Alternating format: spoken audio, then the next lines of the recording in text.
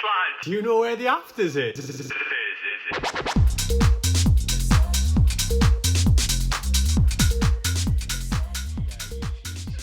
Handwriting. Yeah. Yeah, and We're rolling now? yeah, we're rolling. Okay, So, the ups and downs of a DJ career. Should we say, welcome to the afters? Yeah, go on. This Yeah, is- we started. Yeah, This go is the show, yeah. This is the show. Yeah, this is it. So welcome to the afters. Today we're going to be talking about the ups and downs of a career. Is it the career in the music industry or career in the DJ? I think DJ career. You know, because I mean, I suppose there probably are some similarities being a folk jazz player, but maybe not with some of the stories that I'm going to. I'm going to spill today. So We haven't got much experience in anything else other than that. a DJ I mean, career. can you play any other? Yeah. instruments? Go on. What Have a guess. The recorder. Sure. Everyone. Never tried the You recorder. never did, not at school. No. Keep going. Oh, I did. The piano. Tried it in lockdown. Stopped. Solid. No. Solid. Yeah. I'm a drummer. I was. okay. Nice. I was in bands. I think I mentioned this in the first episode. I was in bands from the age of like 9. I lived in Africa when I was younger, and I went to an international school. And this the teacher that kind of got me into music, Mr. Marks. He got me on the drum kit, and I was just like, this is me. So yeah. rhythm section was for me. Nice. And I can still play now. It is literally like riding a bike. But I've jumped on like a couple of years ago. I jumped on a kit, and I was like, oh, this is great. In my head, I've got this. And you start playing, and it's all over the place. You know what it's similar to? I imagine when you explained last episode when we were talking about getting the decks back out, and you said you and Liam had a mix. You were like, it was all over. It sounded like the Grand National. Clangers. Clangers, yeah. So sorry, back to the topic. Yeah. We're going to go over today some of the ups and downs of our careers in the music industry, which is to do purely with DJing and electronic music. Mm-hmm. There's the ups and downs were for me quite dramatic. I don't know about you, but the ups were great, but the downs were particularly bad. Yeah. So there's probably going to be some really exciting and saucy. There's going to be lots of there's going to be some profanities. But yeah, to put it lightly. But there's also probably going to be some dark stories, some truths that have come out. They're going to come out today, which I've never spoke about publicly. Only some of my close family know. But I think these things need to be said. I think a lot of people, it's taboo, right? There's certain things that people do in terms of how they look after their bodies or how they don't look after their bodies, and that people don't talk about it because they're scared to talk about it. They may be unsure of how their parents are going to feel, or friends and family are going to look at them differently, and that. Some things just need to be spoken about. And I think that's how I wanted to start, was like, before you as a professional DJ, like, how did you think it was going to be? Like, what did you think the ups were going to be and the downs are going to be? Because I was trying to think about this myself recently, and I was just like, fuck, like, what did I expect out of it? So for me, my first experience in a nightclub where my eyes lit up and I realised that this is what I wanted to do forever was my first time in Sankey's Manchester on my 19th birthday. Did you go to Sankey? I went to the one in Ibiza, but not Manchester. So the Ibiza Sankey's was great. It was designed exactly in the same style as the Manchester one. However, it was a lot longer in terms of, like, it was like more of a horizontal shape, where Sankey's was a long room. So the dance floor was at the very end. Yeah. When Ibiza, the dance floor was kind of at the back, and you had like a really long dance floor the other way. Yeah. So it was more vertical. And when I first went, it was no frills. It was black room, red lights, DJ booth you go in, there's a bar, and there's a DJ booth just as you go in the door. So they moved the DJ booth a couple of times, but it was just when you come in after the bar. And I got in there, and I don't even know how to explain it, but the feeling that I got was like, I felt, I belong here. This is me. Who was playing? It was actually a breakbeat night. Okay. which I've never been to since, but it was Plump DJs Yeah. and Meet Katie. I don't know if you've heard of any of those guys. No. Oh my God. It's amazing, right? So we went there and I turned to my friend Sam at the time and I said, I'd maybe been DJing for like a year and a half, just at home. And I said, I'm going to fucking play you one day. And he just looked at me and he was like, fucking shut up and dance and just enjoy yourself. It's your birthday. And I knew straight away then that was what I wanted to do. So I was looking at these DJs, right? I was looking in the booth and there was girls in there. They were smashing bottles of tequila, like from the bottle. And all I saw was, that's it. That's everything. That encapsulates the whole job, right? Yeah. You're the center of attention. Maybe when I was younger, I didn't get the attention I wanted. So I saw this person at the front who was almost like a god. They were on a pedestal in a booth. They were surrounded by girls, free booze. The music was amazing. Everyone was like dancing and cheering towards them. That's all I thought it was. So from that age of 19, I've got this imprinted in my head that when you become a professional DJ, you get paid to go to a nightclub, to drink alcohol, to be surrounded by girls, play music loud, and that's it. Little did I know that that's probably the bit that I would have done for free. Looking back, as a career, I would have happily done the 2 hours or an hour and a half or whatever it was set for the set. I would have done that for free. You're essentially getting paid. As a professional DJ, in my opinion, you're getting paid for everything else. Yeah. You're getting paid for the traveling, the being on your own, the jet lag, the hangovers, the being lonely in a hotel room, the abuse on your body, right? The mental angst. Like there's so much we'll go into, but that's what I thought to answer your question. I thought it was just all fun and games, attention, booze, fun, and that is probably 10% of what it actually, if that, of what the job is. How about you? What did you think? How old were you when you first saw was there a moment where you can remember, like, that's what I want to fucking do? Mine was, I was a bit late. I think I was like 24, 23. We went to, I think it was Fabric Marco Corolla it was. Because Liam, my brother who I DJ'd with, he was big into the rave scene, but it was like dubstep, so it was like Scream and Banger. Oh, right, okay. At Fabric every Friday, even when he was living in Southend, he used to go down there, first in, last out, first train back to Southend. And I was in the military at the time, so I used to come down, and occasionally I'd go with him.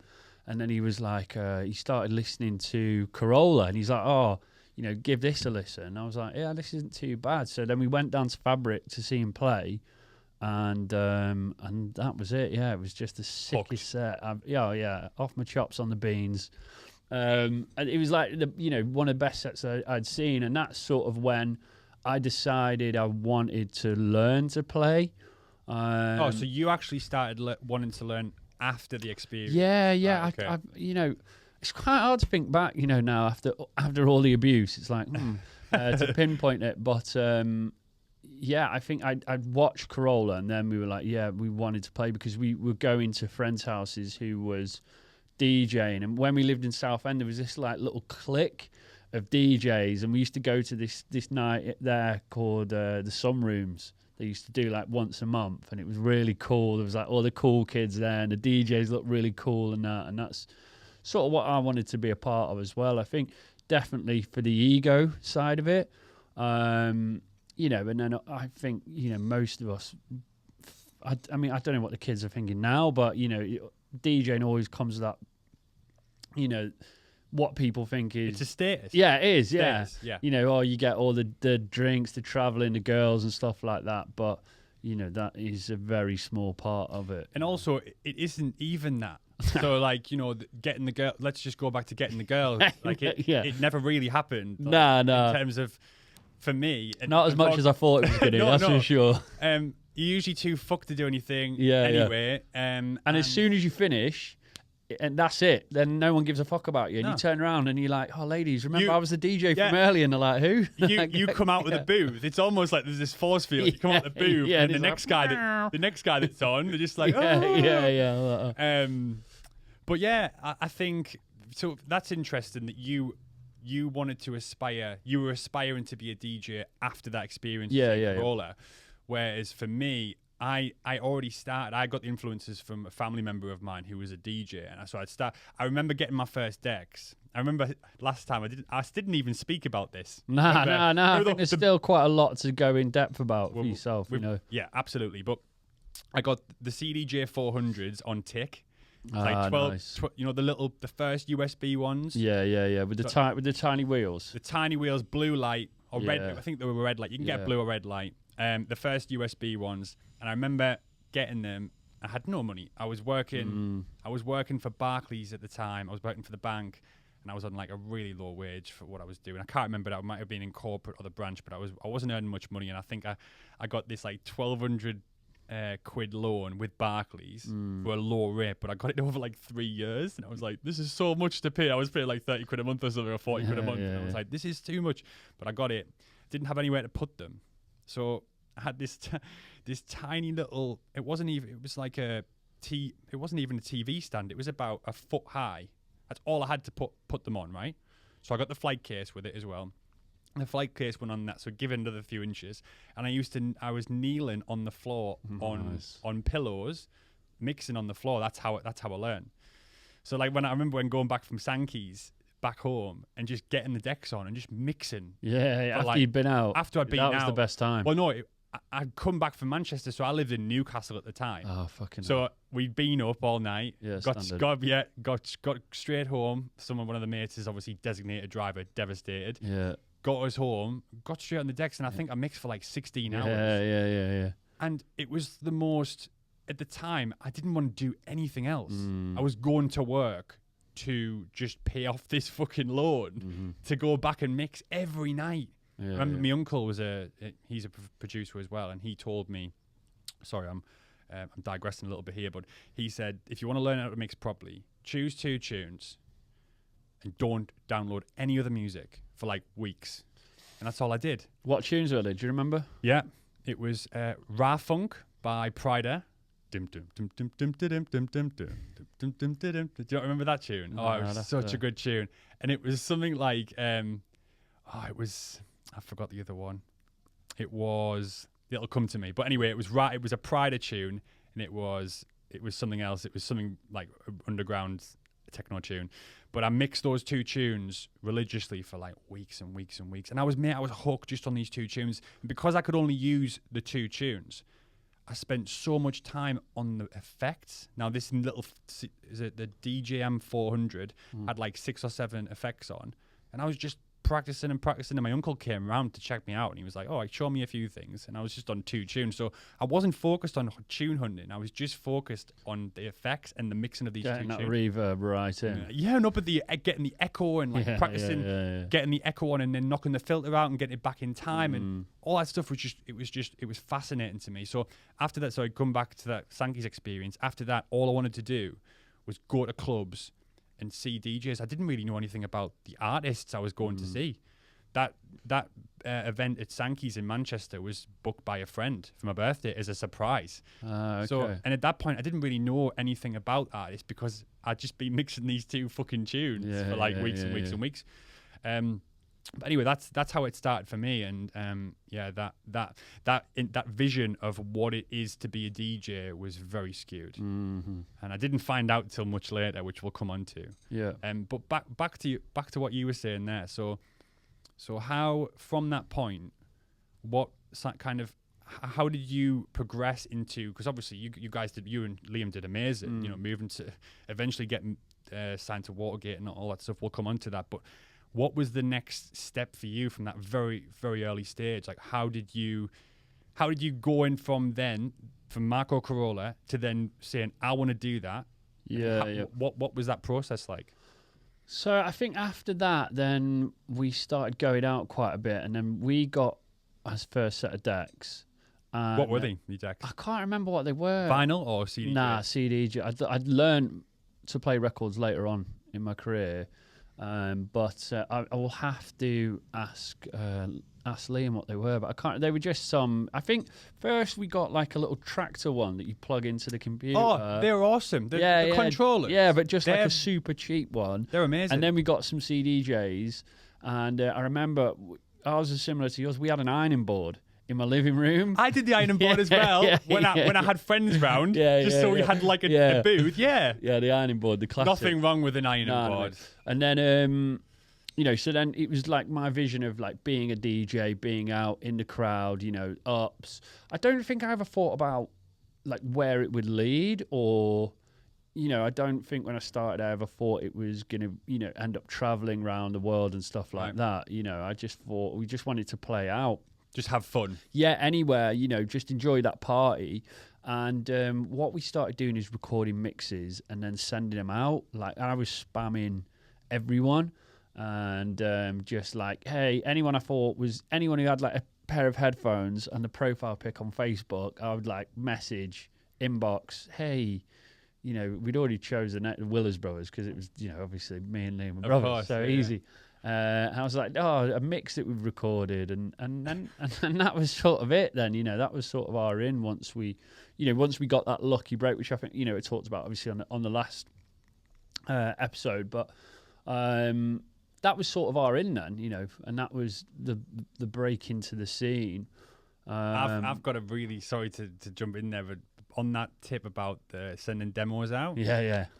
I don't know whether I told you this, but I got sacked from my luckily I got sacked because it was just before I went to uni to do music.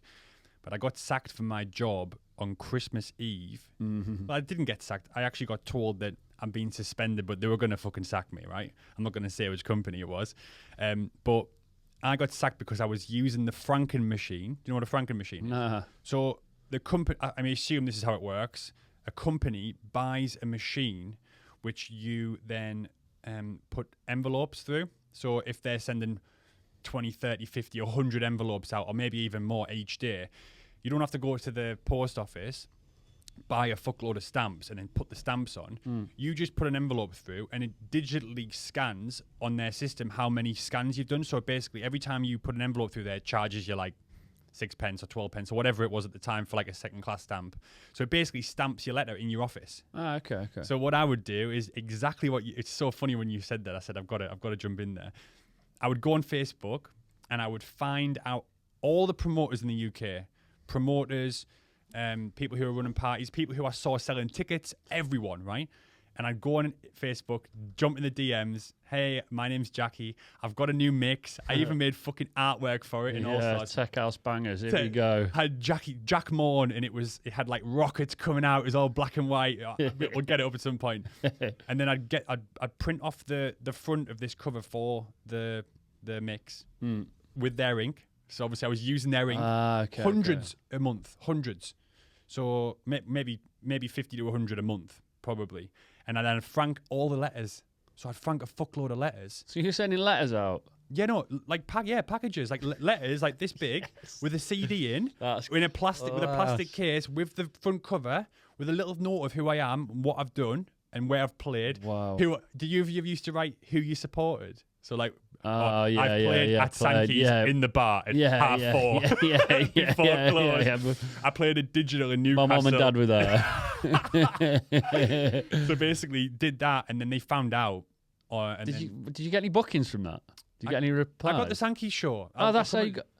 So I got a gig at Sankey's. That's the guy got back to me and said, right, you can play at Sankey's. It's at 4:00 in the morning. It was the night before my mum was going to get remarried. Oh, shit. Right? So I said to my mum, I'm sorry, I know you're getting married, but I'm fucking playing Sankey's. I've been wanting to play this for like 2 years. Priorities. So, but you got to sell 50 tickets. Yeah, of course you have. Yeah, I'm in Newcastle. Yeah. I don't know anyone in Manchester, right? So I put a fucking bus on. Yeah. With 50 people. Nice. It was for like who was playing Jason? What's his name? Classic housey Jason By. Jason By. Do you know what? For some reason, all I was thinking about was Jason Derulo. No, not Jason Derulo. Jason By and some other locals. But I sold it for 20 quid a ticket for like an alright act. Yeah. I would, you pay like 15, 20 quid for like a night in Ibiza, right? This was like 20 quid for a normal night, right? No offense, Jason By, but for 20 quid, this is years ago. This is 2000, I can't remember when it was. But yeah, I sold 50 tickets. I put 2 minibuses on. Nice. But yeah, basically, I got that. through getting sacked at a job. Yeah. So in my eyes, that was probably fucking worth it. To be fair, if I got a letter through the post, I wonder if anyone even still does that now. Like, I wonder how A letter. If you got a letter through the post of someone's mixtape, I'd fucking go out and buy a CD player just to listen to it. I think. Well, that's dedication. Mate. But it was CDs then. Yeah, that's what I mean. Yeah. That's dedication. Fair enough. I mean, yeah. I mean, it probably cost them. I mean, how much is a first class stamp? I was thinking that. I'd have no idea. No. A pound? Is it? I don't know. Fuck knows. But 10 years ago, you're talking 10 years ago. Yeah. Right? So I was 20. No, more. 13 years ago. 14 years ago. It's another question. It's completely off topic, but they do that to like try and catch out the prime minister. Like, how much is a loaf of bread? Oh, how much is a pint of milk? I have no fucking idea. Like, I couldn't tell you how much a pint of milk is. Well, but do you buy milk? No. Well, then why the fuck would you know? Yeah, I know, but that's what I mean. Just that question. A loaf of bread is like, if it's a product. So my tip on this is, if you actually use the product. So if you use milk, you should fucking know. Then you should know. Yeah, okay. Someone like the Prime Minister, someone who is not going to go to Sainsbury's on a Sunday to his fucking big shop, is going to struggle to name the price of anything. Yeah, okay. Because he's too busy. That's true, yeah. Shut me down there. Yeah. We digress again. Anyway, yeah, right. So, well, then, let's look at your notes. Yeah. Look at these notes. It just doesn't even say anything. Just in case I need something. Yeah, just a couple of scribbles. Yeah. We said we were going to write something down so we look professional. So it looks professional, but he just says what the fucking title is. There's 2 arrows on there. Just follow the arrows. Follow the arrows. Yeah. So the ups and downs. Anyway, so that's how that was your. That was the start for both of us. Yeah. It's interesting that I just find it so interesting how a lot of my friends who are still into the scene now, who religiously go clubbing, we've all got very similar stories. Yeah, and then you have, I don't know what you think about this, but you kind of have 2 groups. They kind of split off into 2. You have a group of people who want to be on that side of the booth, and you have, which is the DJ side, and you have a group of people who don't give a fuck about being, or never have given a fuck about being in the booth. They just want to dance. Yeah. They just want to be on the dance floor. And I was never the person who wanted to be on the dance floor. No, I mean, ever. Well too awkward for that. You're a bad dancer. Well too self. I think I'm just well too. Well, I mean, I was. I haven't been on a dance floor. I don't think I've ever seen you dance. I know we didn't spend much time in clubs, but I've been to a couple of parties with you. Yeah. And I've seen you stand with a bottle of beer really well. Yeah. Like solidly. Solid. Like good stance. Yeah. But I've never seen you move. No, I don't know actually if I can. I was definitely too self-conscious back then. I mean, I probably still am now. I think dance. What about Liam? Was Liam a good dancer? He was a raver. Liam was proper. So like both sides of the booth. Yeah, pretty much. Yeah. He was definitely a raver. First in, last out every. That's mint. Yeah, every week. So I've got a couple of friends like that, but I just find it really interesting how some people gravitate towards the DJ booth side, and I don't know whether this is just a theory of mine. I don't know whether there's any truth in it, but for me personally, I wanted the attention. I don't know whether there was a lack of attention when I was younger. I was the oldest of 3. My brother and sister are very similar in age. I'm a little bit older. There was always a bit of a divide there.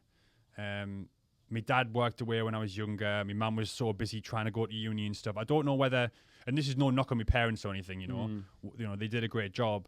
But at the same time, as a human being, we crave attention in some way. Yeah. Some people get it really early in life. Some people don't get as much as they want. And I don't know whether for me, and I've tried to contextualize this for so long and just trying to put it into context. Sorry, is I think for me, I crave that attention. When I was the one in the booth, and people were putting their hands up in the air when I was playing my tune, or not even my tune, any tune, when it a big drop, and like there was no better feeling for me. But what about when you're not playing though? Where would you be? In the booth as well? Because I just found, for me, I was in the booth because it was easier to do drugs. Yeah, pretty much. Like that's where. It was for me. It was either doing the gear in the booth or doing the gear in the green room. Yeah, green room. Because you're out the way. So as soon as I finish my set, yeah, I'd be like, right, fucking let's go green room. Let's get a little bit fucked, and then we can come back down, chill in the booth, because that's where the drinks are. Yeah. So my rider wasn't maybe quite finished. I've still got half a bottle of tequila there, and so the guy before has left half a bottle of Grey Goose. Yeah. Mine's gone. I'll just come down here. I'll smash a couple of shots in, and then I'll go back to the green room. Yeah. When I first started, I did like to go to the dance floor. Yeah. Straight after my set, and I think the reason is that because everyone knew. Yeah, you just finished playing. I just finished playing. High fives and that. And it was on. I think in my head, I was lying to myself, thinking, "This is me. I want to be on the dance floor now." But there was also an element of people know who I am. I'm going to get loads of high fives. It's ego, isn't it? It's ego. Yeah, and I think that's one thing that I still struggle with now. Speaking to not everyone in the industry, but a lot of people in the industry, is just the ego. Like I really notice it even more now. Like I'm still got work to do myself, but first of all, it just reminds me of like how bad I must have been back in the day, and then just speaking to people now and just seeing that sort of toxic ego come through. And I think maybe you're a bit hard on yourself. Maybe you've just mentioned a few times there that you were self-conscious about the dancing. Yeah. But maybe I know when everyone does coke, you get. I'm talking about cocaine. I'm not talking about Coca-Cola. No. When people do cocaine, they tend to get a boost in confidence, right? Which doesn't help the ego. But maybe, what do you mean when you say you've now, when you see it from the other side, when you see the people's ego into play? What sort of attributes are you talking about? What sort of things in other people? Yeah, good question. Just obviously, I think a lot of it from my point of view, I'm seeing that ego in the terms of not being able to change. Do you know what I mean? Okay. As in, like, their way is right. I speak to a lot of people in the sort of health capacity now, health and fitness, and people trying to improve their life. And I always find a lot of the bigger DJs that I talk to, again, not all of them, but some of them are really unable to take any sort of point of view or change or criticism or just try something different. Even constructive criticism. Yeah, okay. Just due to the fact that they've been massive DJs for so long, and I think that obviously it hits your ego every time, doesn't it? So then being told by someone else that what you're doing right now probably isn't the right way to go about something, I think that always takes a hit. And I think I was very similar. Looking back now at the advice that I got when I was, a DJ, I didn't see it as that. I saw it as more like as a personal attack. Yeah. But if I'd listened a lot of the time, especially like when I was in Berlin, to some of the people that were speaking to me, reaching out to me, giving me advice, it would have made my career probably a lot better. It would have definitely helped. But at the time, I was like, "Whoa! Don't tell me what to do. I know best," sort of thing. Who are those people who were reaching out and saying these things? Is it like your manager, your agent, friends, or just people in the industry? I think we'll come on to that in terms of names, but a lot of people that I was working quite closely with. I mean, obviously for them, it benefited them as well. Of course. Know what I mean, it wasn't just like a completely selfless act, but they could see that my that my drug use at the time was not benefiting them or me. So. Yeah. But I think that comes on to the ups and downs. Like I think let's start talking about we'll start on a high. Yeah. Like some of the ups of your DJ career. Like what were the high points?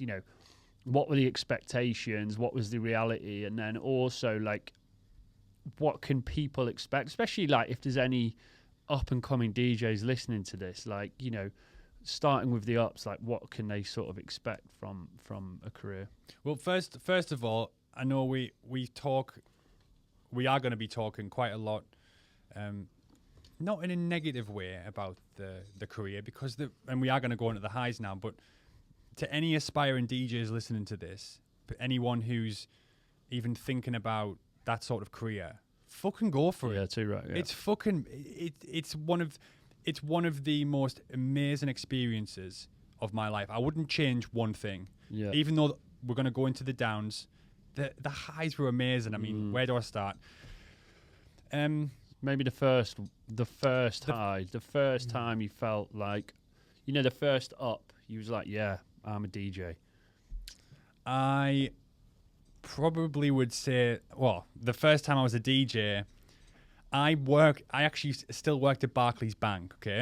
And there was a guy, I think I was 20, 21, and I'd been DJing for like 2 years, just at home. Mm-hmm. But I really wanted to play out, but no one wants to give you a slot. No, not unless you're selling 50 tickets. Or selling tickets, or unless you know someone who knows someone who knows someone. It's such a cliche thing, but yeah, it is who you know. At the start, it really is. If you know someone who owns a club or runs a night or is a promoter, you're going to get even a warm-up slot, a foot in the door, whatever. I didn't know fucking anyone. I was just this 21-year-old lad who worked for the bank. I didn't have any friends in that world. So I got together with a friend called James, and he and I put a party on at a club called Bar Beyond in Newcastle. Mm-hmm. And we didn't know anyone, so it was just for basically people on our floor at work. Okay, yeah. We called it Reloop. We put the picture of a CDJ 1000, which is the ones at the time, the big chunky ones. It was like the orange and the green light. It was really cool artwork we did ourselves on Microsoft PowerPoint, I believe. And we had friends come, and I had these head candy headphones with like bullets in. It was so fucking corny. And we had maybe 25, 30 people come down. We told the bar, we're like, we're going to get people in. It's a Thursday night, or was it Wednesday night? You're going to have any like a normal footfall tonight. So we'll do it on a Wednesday where you're not going to have any normal business. They weren't even going to open that floor. Yeah. So we had like 30 people come from work, and they were all on the dance floor. I'm talking, there's probably like maybe a 300 capacity venue. Mm-hmm. So with 30 people, maybe 40 on the dance floor, it was pretty quiet, but I felt like a fucking DJ, and I got the best buzz. And from that point forward, I knew that this was me. I was 21, ran a party for work. It was basically a work party, but an unofficial work party. And at that point, I know that doesn't sound like much because I went on to do crazy things, but that moment of me being in a club with no one telling me what to do, I can play whatever tunes that I want. Full control, people dancing, looking at me, getting that attention that maybe I was desiring from some inner longing for it, but whatever. I felt amazing. And from that point, I was like, that's it. So then after that, I mean, I don't really know the next point because there was so many things I did. I tried parties. I was flying around. I played a local night in the Northeast. At a little place there was a really cool place called Audio, which was just local lads in a village where I'm from, in Crook. Andrew and Mark, they put a night on it. It was the biggest, it was the only dance music event once a month. And it was in a pub, but there was nothing else around there unless you went to Newcastle, which was a 45-minute drive away. Yeah. And I played there, and again, like, I've played the biggest party in my village. This is crazy, right? Again, there's another one. But all these milestones, these things that I thought weren't possible at the start, right? Even a party that I put on for 30 people, incredible. Playing a warm-up slot at the village where I'm from's like local night, that was incredible. Yeah. Then you go on like further and further. But for me, the first real big milestone for me was probably Elro. Yeah. I'm going fast forwarding quite a lot. It seems like that's quite a big jump there. But if I keep going like this, we could be talking for 45 minutes about all the highlights. Yeah. But the very start, we're very small, but it doesn't. It's all about your perception, right? Yeah. And how did that feel? How was that first feeling? That first up as a DJ? Like, how can you describe that feeling? It's gonna be a fucking hard work. Whoa, yeah. I was I was emotional. Yeah. Very emotional. Yeah. I used to sweat quite a lot. Like, I still do sweat, but I was probably a little bit less healthy then. So when I was 21, I came off the decks and I would always have to have a spare T-shirt. This is no joke. So I was, don't laugh. Don't laugh. I'm self-conscious about it. It's not very nice. Sorry, I didn't. I might just. Where did you put that in your bag? I'm joking. So I would bring a bag. Yeah. Headphones and my CD. Oh, well, big bag of CDs. Yeah, the UDG case. Yeah, USB. And the UDG thing. Yeah. And I would bring a spare T-shirt.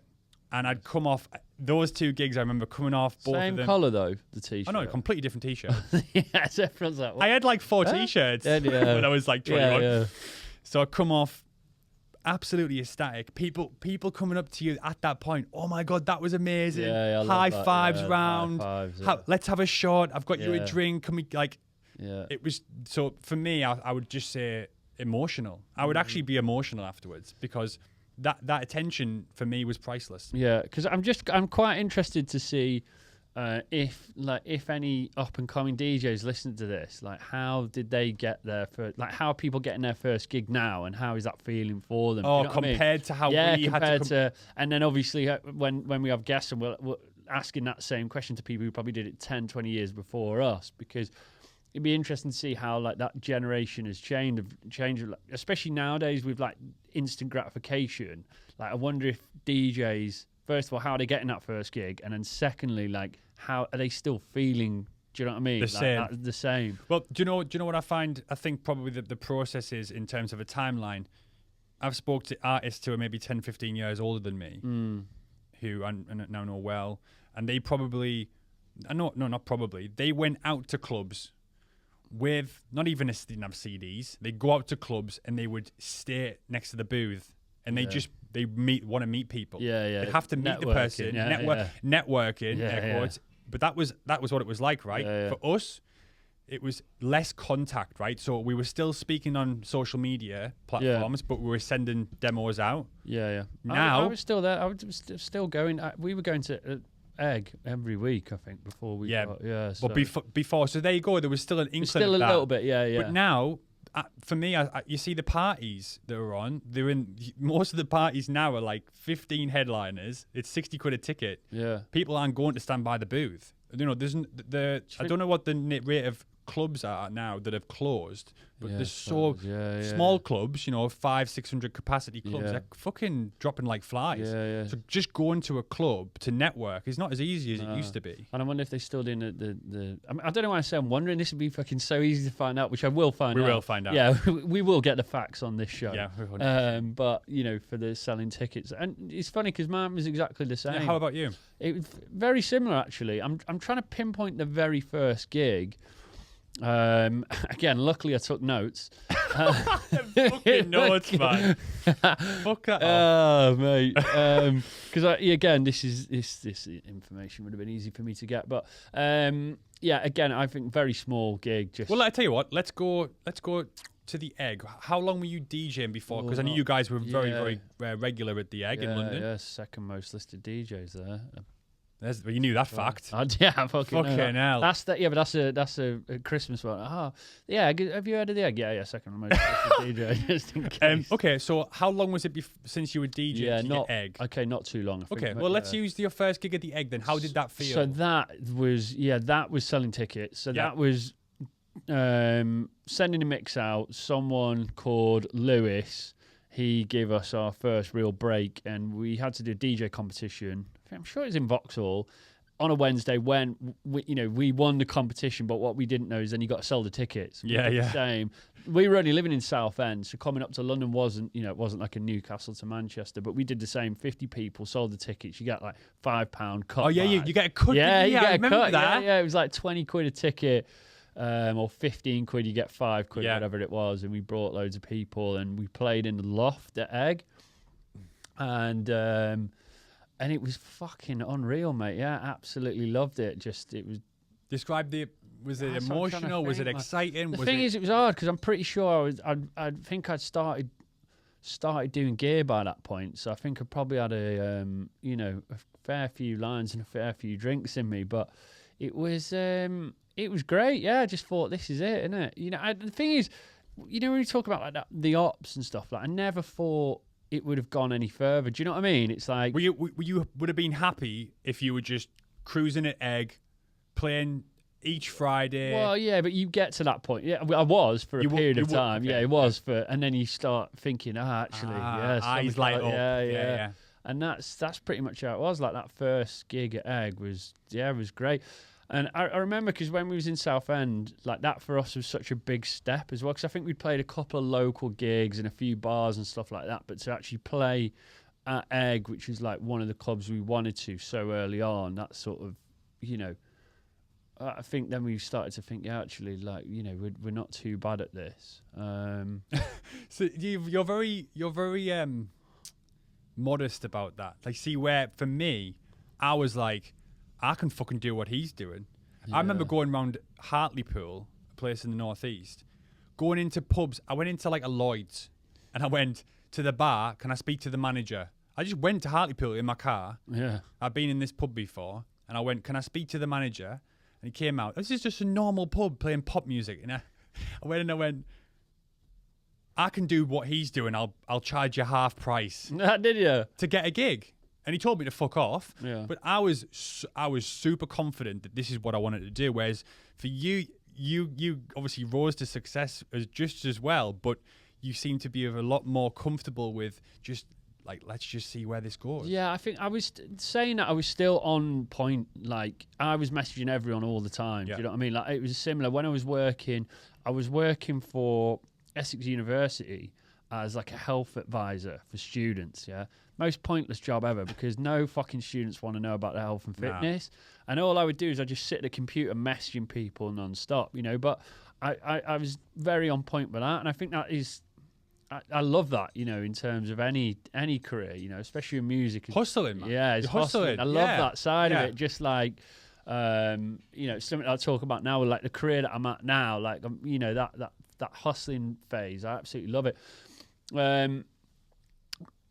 Yeah, but then I don't think I'd really envisaged how far it could have gone. Like, I don't think that was ever something that I'd looked at and thought, yeah, I want to be living in Berlin. Like, you know, at the time I was just like, when I started playing at Egg, I thought that was it. You know what I mean? That's amazing because you both smashed it.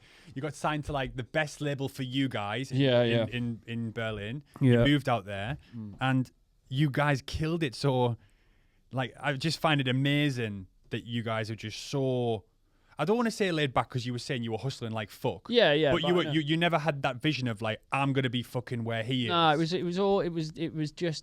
just sort of fell in. Do you know what I mean? It's natural. Like, it was natural. Like at the time when I started DJing, I still was super fitness focused. Like I still really thought that was going to be my career. You know what I mean? It wasn't until we started playing Egg did I see, you know, okay, actually, there's more ups to be had here.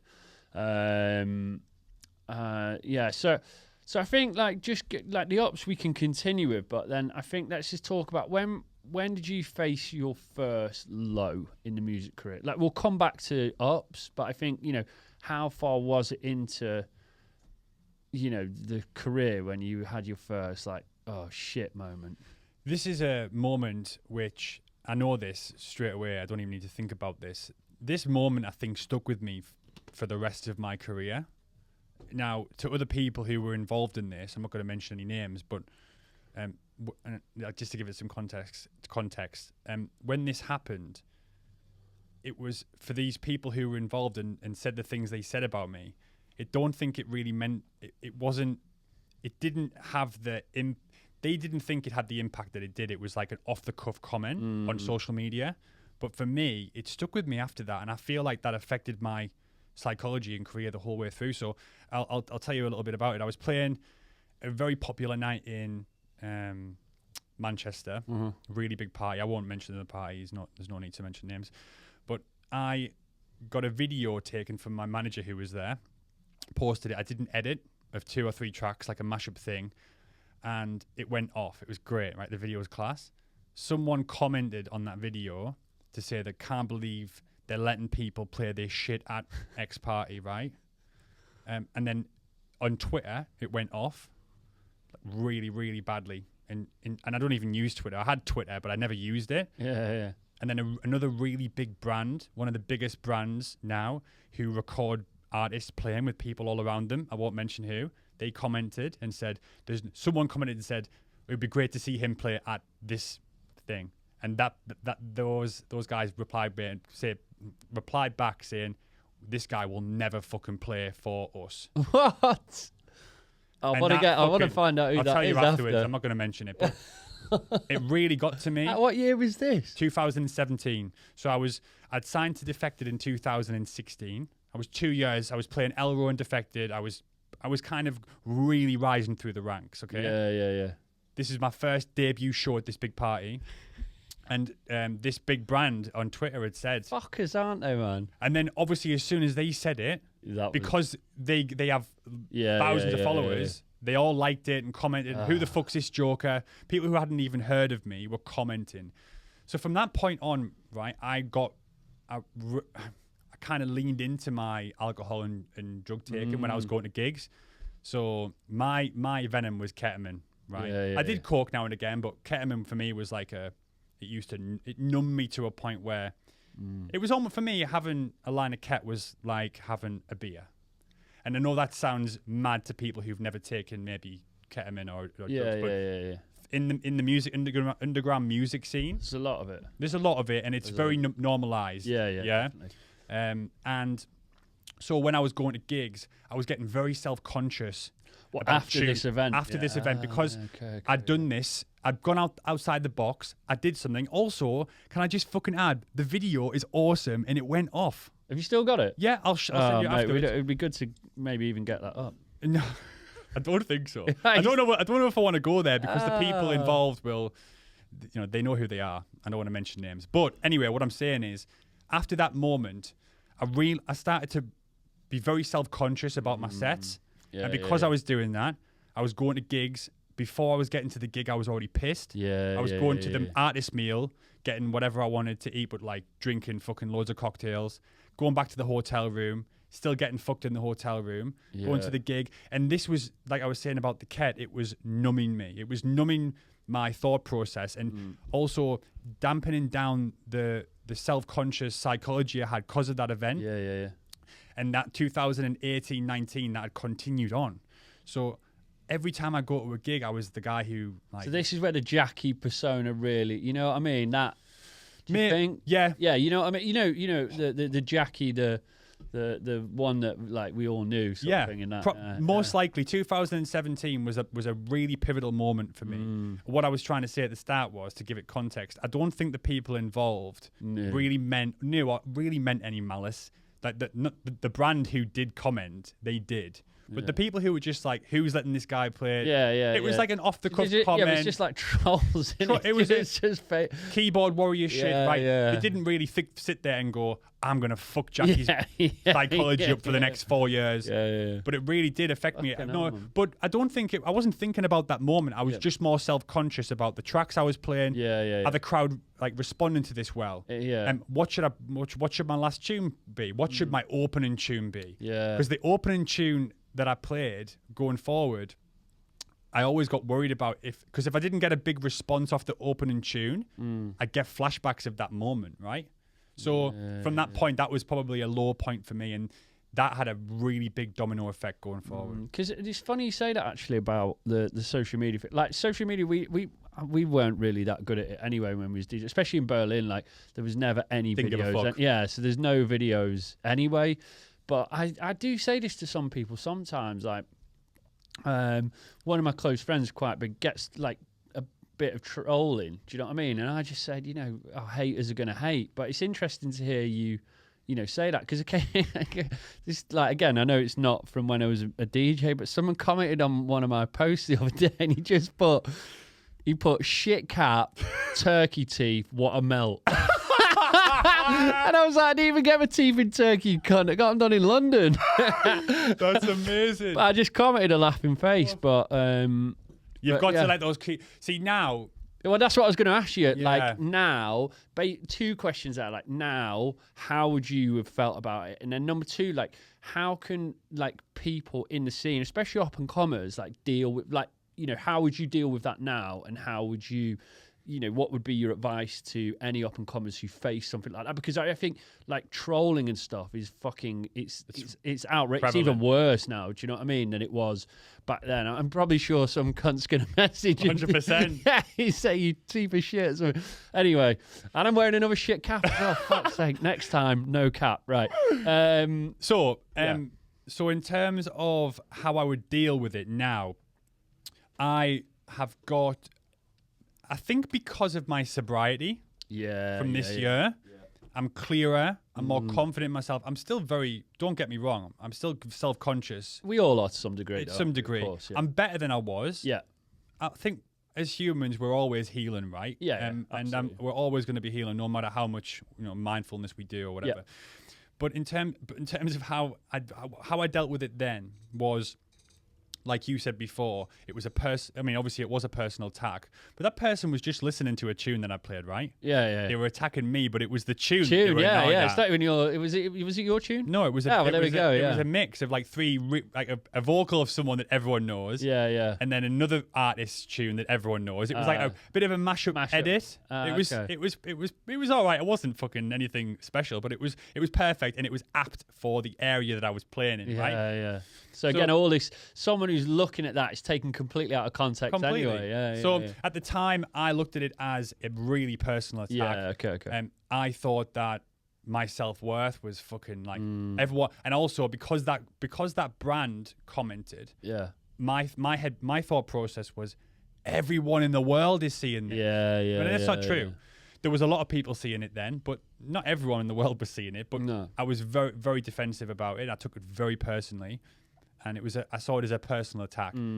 If I had the same thing happen today, I think the initial reaction's probably the same. I don't think, no matter how much work I've done on myself, I think the initial feeling would probably still be, this is an attack. Yeah. Now what you think of me doesn't affect me. No. However, whatever your thoughts are about me, whatever I do, whether it's something I do in my personal life or, if I... say like just I don't know, I played a sport that you thought was fucking shit, right? And you told me that. I don't give a fuck. Like I like that sport. Yeah. I've done that sport for 10 years. You don't like it, you don't have to like it. Yeah. It's not an attack on me. I feel like that's where I am now. But you're talking 2017, 8, 9, you're talking 7 years ago, 6, 7 years ago. Mad to think that in it 7 years ago. It's like Jesus. I know, it's crazy. But I just think I'm 34 now. Yeah. I'm a little bit older. I like to think I'm a little bit wiser. A little bit. But going back to the sobriety thing I touched on before, that's going to play a massive part. Yeah, I completely agree. When you're on a come down from drugs or you're just hungover from alcohol, I don't know what it's called, but even alcohol on its own, there's a chemical imbalance that happens the day or two after, which is... A hangover is essentially alcohol withdrawal, right? Yeah. And there's a chemical process in our brain which is out of whack, out of balance. Yeah. And you get that feeling about, even though you've not done anything wrong, say you've gone out and you've had 6 or 7 pints, and you get up the next day, you have this like feeling of guilt that you've said something, even though you remember all the night. You have that guilt or the anxiety. Normally I had though, that's the thing. It's like fucking hell. Because you went in. Yeah, mate, okay. Well, I'm talking to the wrong person here. I need to know my audience. Yeah. But anyway, that process of feeling guilt and angst and all that stuff, I don't have that anymore. Yeah. Whereas before, in 2017, my life was 2-3 gigs a week, sometimes 4 flights in a weekend. Nice. Fucking awesome, but constantly hungover, constantly on a come down. Yeah. I'd come back from the gigs on a Sunday, I'd have Monday, Tuesday, and it was a Monday. So it was the Monday I got that tweet, so I'd posted it on the Saturday. The worst day. The worst day, or Tuesday was the worst day. Yeah, Tuesday. Suicide Tuesdays. Yeah, Monday's still pretty... Yeah, still buzzing, man. Still off your head. Still up. But yeah, so you've got all those chemical imbalances in your brain, your body you're still feeling the effects of the weekend. I haven't got that now, so that would probably be more of a water off a duck's back. But at the time, it really affected me. Yeah, I definitely agree. I think a couple of things is, don't be doing the drugs and the alcohol. I mean, like everyone loves to party, but you've got to keep that in moderation because that will affect your mental health. I don't care what anyone says. No. I hear people say, "Oh, the alcohol, the drugs, they don't affect me." It's like they fucking do. 100%. 100%. People that say that I used to do it. I'd make excuses for myself. Oh yeah, fuck me. It was never the cocaine's fault for me. Oh no way, it's not that. What are you on about? Well, that's not the reason I've got no money. I'm not getting enough gigs. Shouting at your manager. Yeah. The other thing as well is that I think it's about being true to yourself, which what I mean, like especially when we're talking about music. I think for me personally, my career, like how it started to go down. I think for me personally, not just like all the politics and the drama that was causing and the drugs, but was just when I stopped being true to the music that I actually really liked and wanted to represent. I think when I was trying to do something different. And I think, if you stay true to the music that you want to play and the scene that you want to go down, then comments like that, really irrelevant, because as long as you're doing what you want to do, then who cares at the end of the day? Do you know what I mean? On that tip as well, I can't remember where I read it. I think it was in that book I'm talking about, the Diary of a CEO. Oh, yeah. He's talking about it from a marketing perspective. Yeah. But he talks about being a disruptor in the market and haters. Now, if you have people hating on you, it usually means you're doing something fucking right. Yeah, too right. Because no one hates down, do they? Do you know what I mean? No. Never. If you're doing shit stuff, no one's going to comment and say that's shit because it's shit. Because we know it's shit. Yeah. If you're doing something good, it's usually to do with envy or jealousy. Yeah, too right. And so that hate is usually good, but again, interpreting it like that when you're not in the right state of mind is difficult, it's not difficult. Yeah. It's sometimes fucking impossible. Yeah. So basically, if anyone says this podcast is shit now, we will just take that as it's good. So constructive criticism. Yeah. Do you know, actually, just on books, I see you got the War of Art, is it, or the Art of War? My wife's actually reading it. Really good, isn't it? Really I forgot to mention that to you the other day. Actually, I see you had it on the bedside there. So the War of Art, and the other one Stephen Pressfield does is good, is Turning Pro. Yeah. Which kind of go hand in hand. Yeah. Amazing books. Yeah. I like Stephen Pressfield. So I'm going to try and. I've just been trying to think there, like, what was the sort of first down that I really ever had. Before you do that, yes, I'm going to be really cheeky. Go on. Can I go for a quick piss? Go on, mate. Can we cut? Yeah. Back in 2 minutes. Cut, yeah. Right? Yeah, nice. I'm going to have a nice, refreshing tenzing. Right, I'm going to be 2 seconds. What time is it anyway? It's 20 past 1. Yeah, that's right. I'm just thinking for the caffeine intake. I'm trying. I'm not having any more caffeine. I feel like I've had a. You've had how many? You had 2 of them in a coffee. 2, and I had a flat white before I got here. You're going to be flying, mate. I have been trying to. I try and cut off caffeine at like 2 o'clock in the afternoon. I do 12, mate. Yeah, 12 is. But that I do notice when I cut it off earlier. When I cut it off from 12, it's much better. It's the same with with the Whoop now. I knew this anyway, but just like, when you eat closer to bed, yeah, and finish like earlier, how much better quality of sleep I get. I still do. We'll talk about that at some point, but like that advice you give me, 7 o'clock now, 7 o'clock, every day. Oh, we're back. Yeah, we're back. Yeah. Sorry, guys, I can't concentrate if I need a flashlight. Yeah, it's not happening. Yeah, I was listening to an Alex Hormozy podcast today, actually, when I was doing my morning cardio, and morning cardio. Morning cardio. Sorry. And he said that one of the bits of advice that he actually gave was to stop drinking water. And I was like, that is the first fucking time I've not stopped drinking, but whatever. Cut drinking water down. And the reason why he said it was for that exact reason, because when he drinks so much water. Excuse me. He's just pissing loads, especially when he's got like a block of work to do or closer to bed. And that's another thing I'm trying to do is that's making me. You got a bit? Is it the tenzing? Tenzing, delicious.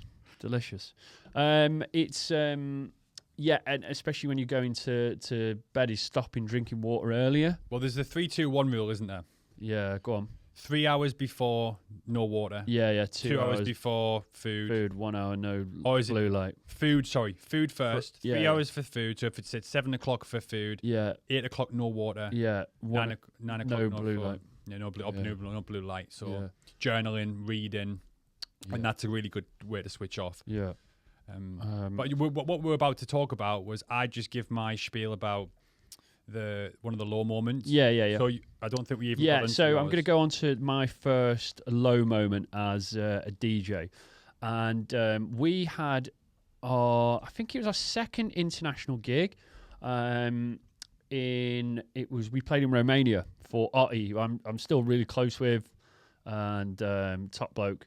And yeah, I've got a couple of stories with him involved in it. But we had a gig in Romania. Now, by this point, like, we were playing quite regularly. We were playing every week at Egg, and every week I was getting on it. Like, I was doing gear every single weekend, and that was a big part of my night. You know, it was having a few drinks, getting some lines, playing some music, then going in the green room chatting. You know, after party, that would be that sort of cycle. Because at the time I was only playing at the weekend. There was no, you know, weekday gigs. And we had this gig in Romania. I was super excited for it because it's a fantastic venue as well. 500-600 people. He sorted it out. Really nice guy. We got along with him really well. You know, got there. The problem was in Romania, they couldn't get hold of any gear. And really? Yeah, that's no surprising. cocaine. It's I didn't. Yeah, I thought that, but then from my experience of trying to get drugs in different parts, especially Europe, it's always, you know, the text groups. Anyone got a number in? Yeah. Well, you see some people putting it on like on like Instagram and stuff. What? It's so cringe. Really? Yeah. There's one of the. That's new. Yeah, one of the DJs, man. I'm not going to say his name, but Don't say his name. just so cringe, man. Just putting it out like he's in like Italy in like this small town. He's like, anyone got any numbers? It's like how old? He's been like DJ for like 10 years. As well. They were asking on social. Yeah, to get gear in. Anyway, okay, sorry. Right, so you couldn't get any gear, and they drink a lot. There was a lot of vodka going around. Yeah. So I was drinking, and I've always been a bad drunk. Like, even when, you know, I had a lot of issues when I was a kid, like drinking. It was something that I started doing very young. I think quite a lot of English people do. You know, 15, 14, but my drinking was really bad. So I'd always had an issue with drinking. Yeah. Like, you know what I mean? This come out from time to time. Sometimes a few more times than often. Sometimes I'd go like, you know. Was it glass eye sort of drunk where you people are trying to talk to you? No, I was just a cunt, just man. just a dickhead. Like, just fucking pissing everyone off, causing drama. Do you know what I mean? And, it's mad to think that because obviously I never spent much time with you in gigs and stuff, but to see you now talk about the way you were, it doesn't line up for me, which is crazy. So carry on. Yeah, so anyway, and we started drinking heavily, a lot of vodka, played this gig, probably the biggest gig we'd ever played, like international, Romania as well, which sort of fit our sound, and I got fucked up, and we were playing. Drink. Yeah, because there was no gear, so I was drinking, because normally that would balance it out. I'd have a few beers, few drinks, whatever it was, like brandy I used to drink quite a lot of, but vodka, whatever, and then fucking brandy and coke, yeah. Fuck do you think you are? Yeah. Brandy.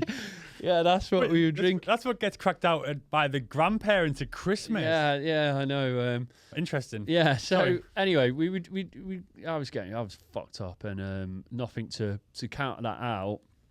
And I started playing the same song. So me and Liam were playing back to back, and he would play, and then I would play, then he would play, then I would play the same tune again, right? And then my mixing started clanging, right? And I was fucked. But in my head, I was like, right, no word of a lie. First of all, Liam started giving me the evils, and I was like starting to argue with him on stage whilst DJing, and then people started to boo.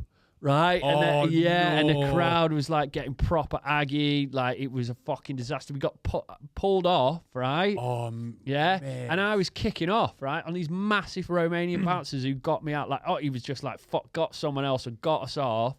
They took us out to the to put us straight in a cab. But I started kicking off, going like, don't you know I used to be in the military? But these bouncers, were fucking huge, like 7 foot Romanian. And obviously this time I was a couple of years in. I ain't done any working out. I was, you know what I mean? I was proper DJ arms that were in fashion by this point. And anyway, they got us off. They threw us straight in a cab, and it was like to the airport. And I was sat in the back, and I was just chatting on to this guy who I thought was in the front. There was like the driver and someone in the front just talking about how it was all my brother's fault and they're all a bunch of cunts, and the airport was a mission away. Like, it was like 3-4 hours away. Because obviously we were supposed to stay the night and then fly out. Of course. Anyway, about 2 hours in, the guy in the front turns around and says, "Sean, shut the fuck up." And I didn't realise it was my brother. So, I was that fucked. So first of all, I've got booed off the biggest gig, got kicked out. Oh, no they put us in the cab. Then I've just bitched about my brother for 2 hours, only to find out that he was in the car. And anyway, we got to the airport. There was not a lot of conversation going on. We were, sat at other sides of the airport, and this Romanian airport, not much going on there, mate. And got back, and then it started to settle in, and I was like, "Fuck, what just happened? What have I done?" The first really big gig we've got in Romania, and I've just completely fucked it. And at that point, I thought my career was over. Really? Just started. Yeah, I thought I said to Liam, I was like, "Don't tell anyone at Egg." You know what I mean? Try and keep this quiet. And yeah. The funny thing is, we actually got booked by Otti again to play in Romania a few years later. But luckily, Otti he's sort of the opposite of a lot of people in the industry, because he just thought it was funny. And so you took it to heart. You thought, "Oh, this is game over." Well, I mean, it was embarrassing. Of course. Really embarrassing. But yeah. You thought that was a yeah, leveler. I thought that was it. I thought, we're never going to play again. Liam had sort of... What Liam didn't know is this was the start of of a lot more drama for him to come. If only he knew back then. And that was my first real low moment. I was like, what the fuck, man, have I just done? But I didn't learn from that. I didn't learn that I love playing, and music is such a great thing, and it's a fantastic opportunity to just be a part of that. Really, what I should have seen it as wow, what an amazing opportunity I've got here. I really want to perform, but instead what I thought was, yeah, let's get fucked up. And then it ended up, ruining the whole experience. But at that point, that should have been a red flag in terms of my drinking when playing. And I think, it was. I tried to not drink for a couple of gigs or something, but, inevitably it come back. So... I don't think you're on your own there, mate. I'll just jump in there and say I was the same. I looked at my music career, if you call it music career, as a professional, as we talked about. Yeah, last time professional DJ career is an opportunity to get paid, to get fucked, to have fun with friends. Because of that first experience when you were, the first time that you see it. Yeah, you see it in when I was 19 in Sankey's, looking at it and going, you're getting paid to get fucked with girls, or you're the center of attention. Yeah. So my mind was basically, lying. I was lying to myself, right? But when the weekend came around, I would get my itinerary on a Thursday from my agency when I was, maybe 4 or 5 years into my career, and it would say you're in Ibiza on Friday, and then you're in Croatia on Saturday, and then you're in France on Sunday, whatever it was, right? Yeah. I wasn't looking at it at the time. Looking back now, I do look at it like I got to travel the fucking world. I got paid to do it. There's some places I can't even remember being there because I was so fucked. Yeah. But at the time, I'd looked at it like, I'm getting paid to party. That's it, in one sentence. I'm getting paid to party. I'm getting paid to have fun. So there was going back to what we said in the first episode, there was nothing ever professional about it, but I also never looked at it as an opportunity. I was looking at it as an escape. I also had some people, I had family members who would say, when you're going to get a real job? Yeah, the classic. Which is a classic. But, there's many people who are doing this making a lot more money than the people who made that comment, Yeah, of course. Yeah. I had some DJs who I know, some of the big guys making 20, 30, 40 grand a gig. It's mad, that, isn't it? It's crazy. It is mad. I was crazy. I was speaking to someone the other day about that, and they were telling me the figures of some of the guys now, and I was just like... But the guys who do it to that extent, who get that successful and have that much longevity in the industry, correct me if I'm wrong, but are usually the ones who don't drink, who look at it like a business, they treat it like a job, they are fucking professional. Yeah. They go to the hotel, they'll go to the fucking gym, they'll miss the meal, they'll get something at the hotel, they'll grab something on their own, they'll maybe get some sleep before the show, because they know they've got to get a flight the next day. They'll go to the show 5 minutes before, they'll be drinking water and coconut water, and maybe some sparkling water, they'll do their gig, They'll be in the taxi at the hotel in 10 minutes from the gig.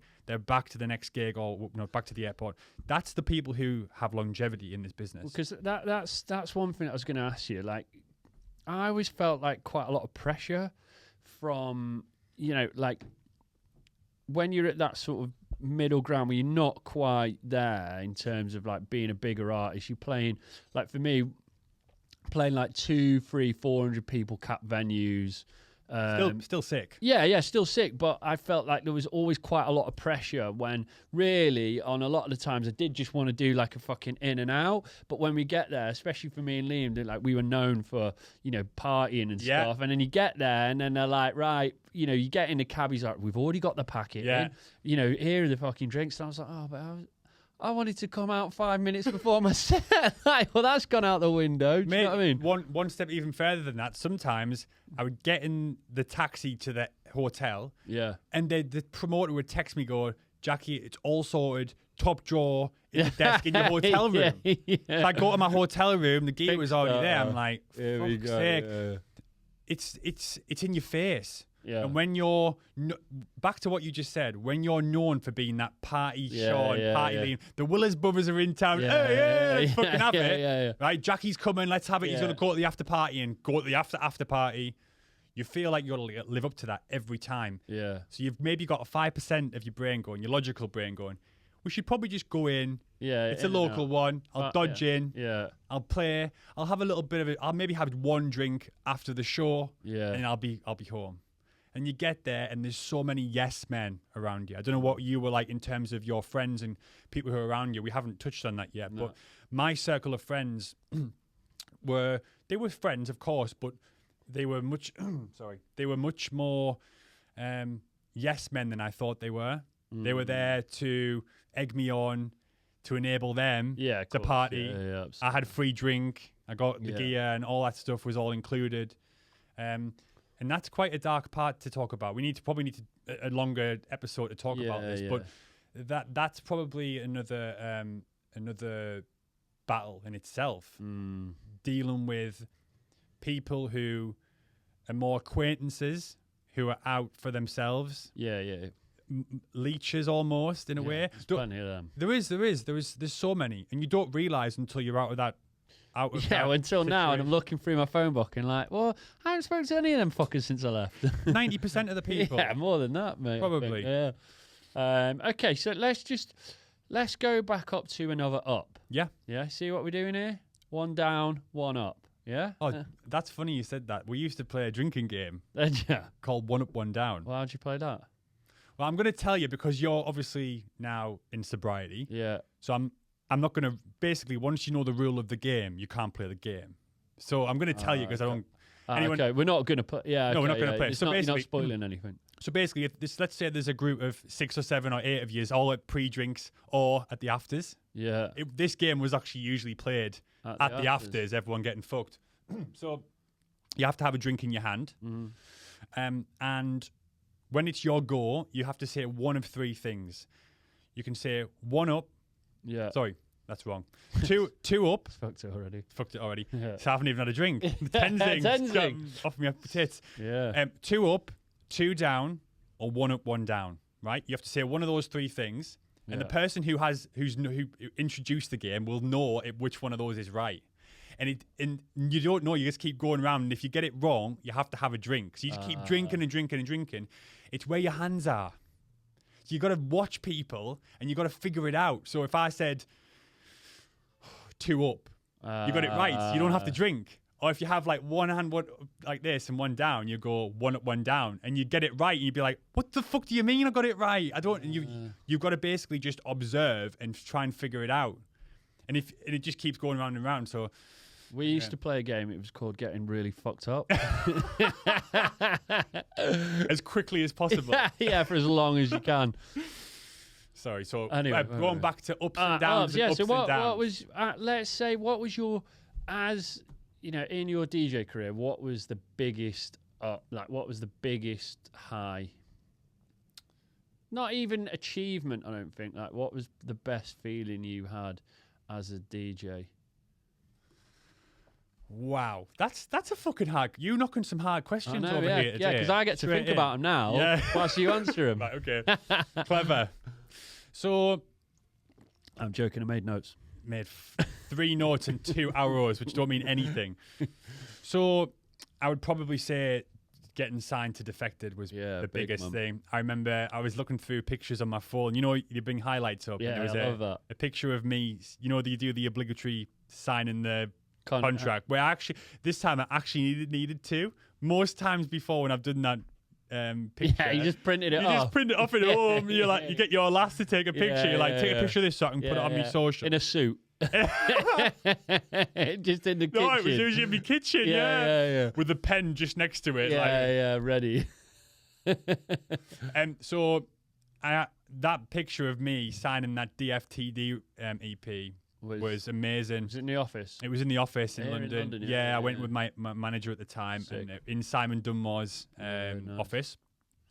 Off the back of that, I got Jacky and Friends, which was my party at the time, in room 2 at Defected in Ibiza. Defected's a sick brand as well, man. They're still. I mean, do you ever listen to it now? Still, I don't really listen to any music anymore. Weirdly, that is well weird, man. I know you post your Spotify playlist all the time. I love music, man. I'm listening to loads. I'm all day, every day. Sweet 16. I love that. Yeah, no, that's amazing. Nothing. I don't give a fuck. Well, Defected is there. Just but no. Back to what I was saying. So Defected is, it's a staple it's one of the best brand, in the world now, really, not just the UK. Nah, in the world, It's a worldwide brand.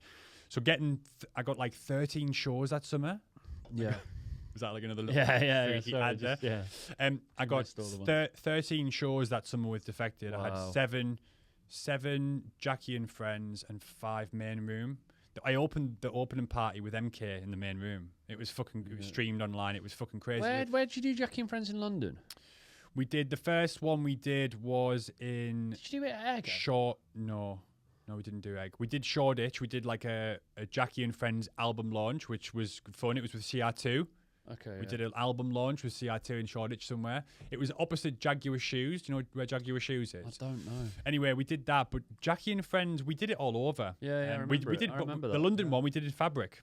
We did Fabric room 3. You? We did room 3 upstairs. Yeah, that's cool. That's nice. Yeah, it was wicked. But Jacky and Friends. That's another thing. I've got to add this in. Jacky and Friends at Sankey's, Manchester. We sold out 5 shows in a row. Just on you. Jacky and Friends. So it was just me and an artist. So we had me and Sydney Charles. Who was I like Sydney. Me and Sydney Charles. Me and Santi. Santi as well. I like Philip. Me and Della Swing. We had loads of people. Do you know Hannes? Hannes was my manager. Yeah, same. Yeah. So we knew that anyway. Yeah. We knew that because we were on the bottom of his signature. But we never obviously crossed paths because you played hard as fuck techno. Well, this is at the back end we come on with Hannes. But you know what? I just completely off. I used to love. It's funny now, yeah. 'Cause I was going to say this to you yesterday, but before Hannes used to take us when we used to meet him, he used to always take us to Soho House. So it'd be like Soho House Berlin, Soho House Amsterdam, Soho House, and I thought I'd fucking love to just be sat in here with a membership. It's class, isn't it? Now, yesterday. That's what I was thinking, man. I was like, it come, mate. Yeah. But yeah, so the 2 moments for the first one was that, but then Sankey's Manchester selling out the same club where I walked into as a 19-year-old going, I'm going to play here one day, and my mate laughing at me, and then running a party there and going to the club at 10:30 and seeing a queue round the street, mate. Fucking. Who was your favourite guest on that? Jacky and Friends. Yeah. Ooh. Did you have a party with Santi? Did you? Yeah, it was Santi was fucking part of the crew, wasn't he? Yeah. I saw Philip all the time. Philip used to play a lot of my tunes. In fact, that was how I got in with that crew because Santi played one of my first releases ever. Yeah. That release I mentioned in the first episode, it was a remix of a Groove Syndicate tune, Lee Pennington and Lee Walker. Yeah. So I went to Newcastle. We ran a guy called Stephen Dunn ran a party in Newcastle called Loop. Yeah. And he booked whoever we wanted to put on. You play a Loop? I think I played Loop, didn't I? Yeah, I did. Remember, yeah, you did. Yeah. So basically, Santi played my remix, and then I was like, "Fuck, right, I'm in." I wasn't at all, but I thought I was like, that was kind of my in with that crew. I like Santi. He's all right, isn't he? Yeah, I haven't spoke to him in ages. I spoke to him quite, like maybe last year actually, and I mean Sydney Charles is, he's still slamming it, isn't he? He's killing it. Yeah, really, really sick. good. We've got a lot of time for Sydney. Lovely Yeah, guy. yeah. Gorgeous guy. Yeah, he is, isn't he? Gorgeous. Sydney. How good's his hair, man? I've told him he's now good becoming a silver fox. I know, he's got like mate, that he's silver fucking streak. handsome anyway. Very handsome sausage. Yeah. Sorry, but anyway, don't digress. You've had time to think about it now, so I've said one of my highlights. I was just going to say on Loop, it's funny you mentioned Loop, because you said about video. I always remember when we played Loop, this is at the time when I was playing records. I was playing records a lot as well because I thought it was really cool. Yeah. And I'd learned how to play records, and I played this Jabali one at Loop, and I thought it was well cool, and I was like, get a video of this. Now it's got a video. And when I listen back, there's a guy stood at the side, and you can just hear him go, "This tune's shit." I was like, what? Because it was just, it was like it's a sick tune, but it was, a continuous loop tune. It wasn't really fitting for the party, you know what I mean? Just as well you weren't me, you would have took that to heart. Well, there would have been fucking tears and stuff, yeah. So, anyway, hi for me. Do you know what? It's the first time I played Watergate, I think.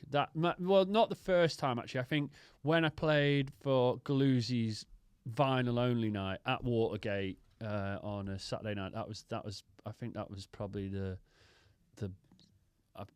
high for me. Like, that was probably the best, because it was like something that was just so far away from what, from when I first ever played, what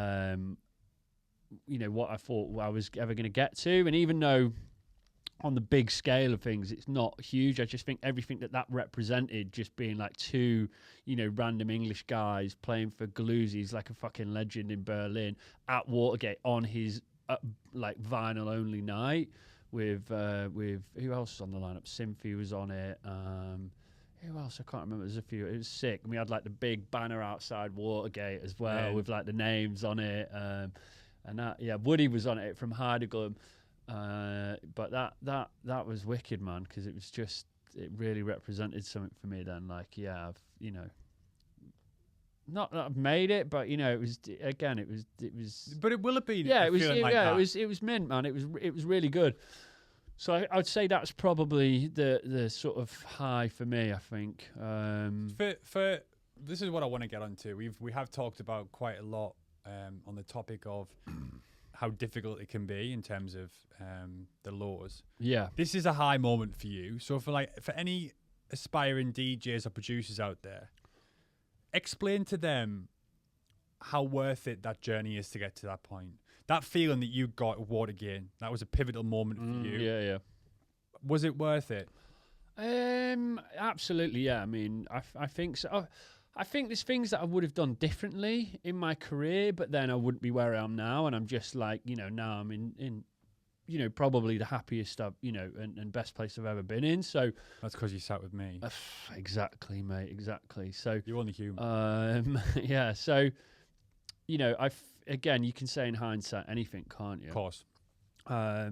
So yeah, it was absolutely, it was worth it, and I think that's the thing with music is like, if you're talented, that really will shine through in some degree, as long as you put in the work as well, and anything really is possible. Do you know what I mean? I think that's one thing that I noticed from music that sort of helped me now, start a new career and stuff, is think like anything actually is fucking possible. Like if you put in the work, if you learn, if you take the time, if you're patient, like if you've got some talent and some passion for something, then you never know how far you can sort of take it. And that's one thing from that space in the music career that we had, even though I always think, we could have done so much more. It's like sometimes you just need to look and think, you know what, we've done a lot more than I ever thought was possible. Like there's always going to be someone above you. Do you know what I mean? That's what I was just saying before about those guys on 20, 30, 40 grand a gig. Yeah. It goes up to like what's Carl Cox on. Do you know what I mean? There's never ending scale of how high you can go. Yeah. We could have always gone high, but then we wouldn't be sat here talking like this. And we were both in such a good place. Yeah. But I was going to ask you a question there with regards to something, and I forgot. You should have made notes, mate. I should have put a couple of bits. A couple of arrows, mate. And then you fucking. Oh, that's what I was going to say. It wasn't a question. Okay. It was on the the tip of speaking to that aspiring producer or DJ. Yeah. How many people or kids did you have coming up to you, or did it even happen when you were in a club, you come off the decks, and there'd be someone waiting to talk to you, ask you a question? I had a lot of people ask me, young'uns ask me, I'm trying to be a professional DJ, like, have you got any tips, right? And the first thing I always used to say to people was, how hungry are you? Yeah. How much do you want it? Because just coming back to what you were saying before, anything is possible, but it all depends on how hungry you are for the thing you want to do. Absolutely. Are you willing to put everything into it? Yeah. Are you willing to make sacrifices? Yeah. Are you willing to fuck other important things off to do this one thing? Yeah. If you're not, then it's going to be difficult. And that's one question that I always remember Hans from, like, one of the main promoters at Egg. He's still there now. He said to us, like, if you want anything to happen, like, you've got to make the move to London. Like, you've got to sort of give it everything. Yeah. And it always stick with me, that, because at the time, like, we were travelling up from Southend. I still had a job. Liam still had a job. We were travelling up every weekend. We would still be there at Egg, but then we'd have to go back, and then reality would sit, and we'd be back into our normal jobs. And I remember him turn around to us and just say, guys, look, you know what I mean? If you want this to happen, you've got to move to London. And that was it. Like, literally within that next week, we were like, fuck it. And then we moved, and that just changed everything. And I think that's always stuck with me now. Like, even though it was like, 10 years ago or something, I always remember him saying that. And that's what I always think now, like, if you want something to happen, you've got to make that big pivotal move. And then I think when you put yourself into that position, then it has to work, because you've left yourself no option a lot of the time, That was the option that I made, which was to quit. That I said about on the first episode, where I quit work, in a movie. Yeah, like, I got that Viva release, and in my head I was like, I've made it, even though I hadn't made it. I'd already made it in my head. So it had already happened. It hadn't manifested itself into reality, but I'd already made the decision that it would happen already. That moment to either move to London or to quit your job, whatever it is you need to do to put a fucking stamp on it, just do it. Because the worst thing that can happen is you can go back to doing what you were doing before. Exactly. I guarantee what the job you were doing will be available in another area, whatever you do, and you can go back to that. Who gives a fuck? You're not going to know unless you try. But yeah. Absolutely. So just on that, any more downs you want to touch on? Well, I think we should end on a high. I think so too, mate. I think so. Yeah. I think that was a good start. We've obviously got so many stories and so many experiences to go through, but we don't want to also go on for too long. Nah. So I think that all. Should we wrap it up? Yeah, I think so. So everyone listening, thank you so much for tuning in. Like, share, subscribe, comment, and we'll be back soon with more fucking stupid stories. Yeah, more notes. And more notes, better notes next time. More Tenzing. Yeah. Cheers, bruv. Cheers. Does anybody know where the afters is?